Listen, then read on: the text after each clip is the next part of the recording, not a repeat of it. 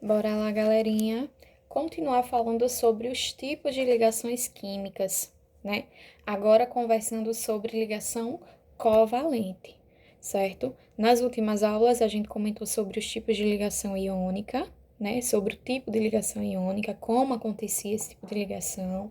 A gente viu que sempre as ligações acontecem para que os átomos adquiram a tal da estabilidade, né? E essa estabilidade, ela é obtida quando aquele átomo consegue ficar com 8 elétrons na sua última camada, que é chamada de camada de valência, não é isso? Comentamos também que, naturalmente, apenas os gases nobres, né, os elementos gases nobres, têm nos seus átomos essa configuração eletrônica já de 8 elétrons na sua última camada. Os demais, todos precisam, através de ligações químicas, né, compartilhar, transferir elétrons para poder se chegar a essa quantidade que se precisa, né, para obedecer à regra do octeto e garantir a estabilidade. Na ligação covalente, nós vamos ter o compartilhamento de elétrons. Como assim, Kelly? Geralmente nas minhas aulas, né, eu costumo dizer o seguinte: às vezes acontecem situações, por exemplo, quando a gente é estudante, de não ter dinheiro para comprar um determinado lanche, por exemplo, né? E eu tenho algumas moedas, meu colega tem algumas moedas, a gente junta as nossas moedas, compra o lanche e divide, né? Então, nós estaremos compartilhando aquilo que a gente tinha para saciar uma necessidade nossa, que era a fome. Então, o compartilhamento de elétrons, ele é mais ou menos isso. Um átomo vai ter uma quantidade, o outro átomo vai ter outra quantidade e os dois vão compartilhar o que eles precisam para conseguir ficar com 8 elétrons e adquirir a estabilidade. Mas daqui a pouco vocês vão ver direitinho como isso acontece. É interessante que vocês lembrem que esse tipo de ligação ele sempre acontece entre os não metais, certo? Kelly, e quem são esses elementos na tabela periódica? São aqueles lá do finalzinho da tabela, né?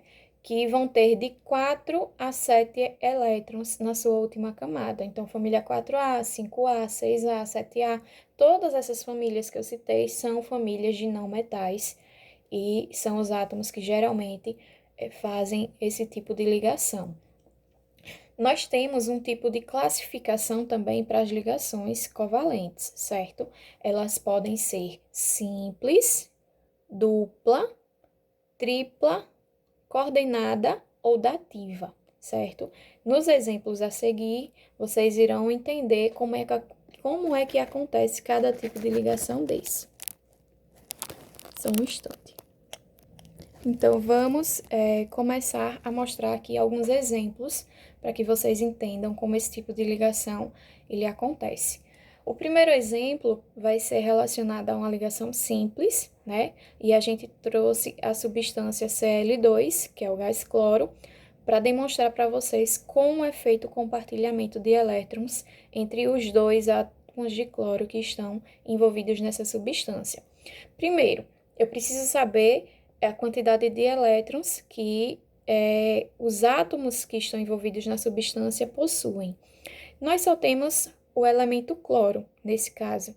Então, o cloro, ele faz parte da família 7A. Eu já tinha comentado para vocês que o número da família, né, no caso das famílias A, eles vão indicar a quantidade de elétrons. Então, cada átomo de cloro vai ter 7 elétrons na sua última camada. Se ele já tem 7 elétrons, para 8, só está precisando de 1, né? Então, cada átomo de cloro aí vai compartilhar um de seus elétrons, certo? Com o outro. Como é que eu represento isso? São 2 átomos de cloro, eu faço 2 vezes o símbolo do cloro. Represento os 7 elétrons que cada átomo tem por meio de bolinhas, né? E aqui no centro, a gente faz um círculozinho entre os 2 elétrons que vão ser compartilhados. Se a gente for perceber, ó, tá vindo um elétron desse cloro e um elétron do outro cloro, formando o que a gente chama de par de elétron, certo? Aí, se eu for contar, ó, esse par de elétron tanto faz parte desse átomo como faz parte do outro. Então, eu tenho um par de elétrons aqui, com mais 2, 4, 6, 8. 8 elétrons aqui, 2, 4, 6, 8 elétrons também para esse cloro, certo? Então, se eu tenho um par de elétrons compartilhado, eu tenho o que eu chamo de ligação simples. Entendido até aí? Vamos, então, ao exemplo de uma ligação dupla, né? Nesse caso, a gente vai usar a molécula de dióxido de carbono, CO2. Nós temos, nesse caso, dois elementos diferentes, que é o carbono e o oxigênio. Preciso saber, né, a quantidade de elétrons de cada um, então vou lá na tabela e descubro que o carbono é da família 4A, então ele vai ter 4 elétrons na sua última camada. E o oxigênio é da família 6A, tendo 6 elétrons na sua última camada. Então, nós temos aí necessidades de ligações, né, diferentes. O carbono, que só tem 4 elétrons, para conseguir os 8, precisa fazer 4 ligações, né? Precisa compartilhar 4 pares de elétrons. Já o oxigênio, que já tem 6, só vai precisar de 2. E é interessante na hora da montagem aqui, do esqueminha, né, na estrutura de Lewis, que vocês sempre coloquem quem está em menor quantidade no centro. Então, vou colocar o carbono, porque eu só tenho um aqui no meio, e eu tenho 2 oxigênios, vou colocar um de cada lado. Então, represento os elétrons que cada átomo tem, né? Esse oxigênio, 2, 4, 6. O outro oxigênio também com 6, 2, 4, 6. E o carbono com os seus 4, né? Como o carbono precisava de 4 ligações, eu vou logo compartilhando. 1, 2, 3, 4. Compartilhei os 4 pares de elétrons, né? Estabilizei o carbono, porque, ó, 2, 4, 6, 8 elétrons para ele. E ao mesmo tempo que eu fiz isso, eu já consegui estabilizar os átomos de oxigênio. Vamos contar? 2, 4, 6, 8, né? 2, 4, 6, 8. Então, à medida que eu estabilizei o carbono, estabelecendo a ligação entre 4 pares de elétrons aqui, eu consegui estabilizar também automaticamente os oxigênios.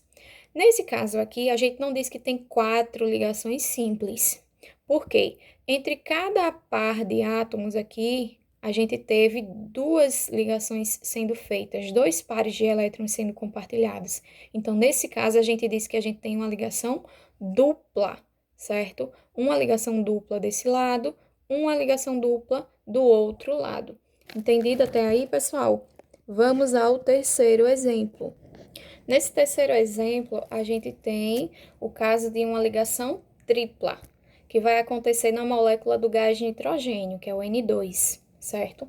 Nitrogênio, que é o único elemento envolvido nessa molécula, né, é um elemento que pertence à família 5A.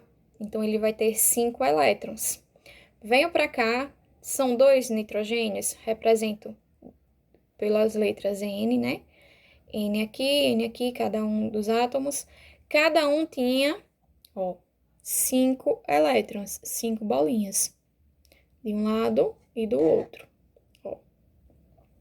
Se ele já tem 5, a necessidade dele é de 3 elétrons sendo compartilhados. Então, eu vou ter 3 pares de elétrons compartilhados entre esses 2 átomos de nitrogênio. Veja aqui, 1, 2, 3. 2, 4, 6, 8 para esse, 2, 4, 6, 8 para esse outro. Quando se tem 3 pares de elétrons compartilhados entre 2 átomos, a gente diz que é uma ligação tripla. E para finalizar, a gente vai ter a ligação coordenada, ou também ligação dativa, que no caso aqui vai acontecer entre o SO2, enxofre família 6A, oxigênio também família 6A. Eu vou e faço já o compartilhamento aqui. Se o oxigênio tinha 6, para 8 ele precisa de 2 pares de elétrons sendo compartilhados. Ficou com seus 8. Só que nesse momento, quando eu compartilhei os 2 pares de elétrons para estabilizar esse oxigênio, eu também estabilizei o enxofre. E aí, como é que esse enxofre vai compartilhar com o outro oxigênio se ele já está estável? Então, ele vai pegar esse par de elétrons que sobrou e vai compartilhar sozinho com esse oxigênio. Então, o par de elétrons compartilhado nesse caso da ligação coordenada odativa, ele parte de apenas um dos átomos que estão envolvidos na ligação, certo? Por isso que é um caso especial. E é um caso que não acontece muito, é um caso um pouquinho raro. Viu, galera? Espero que tenham entendido. Beijo!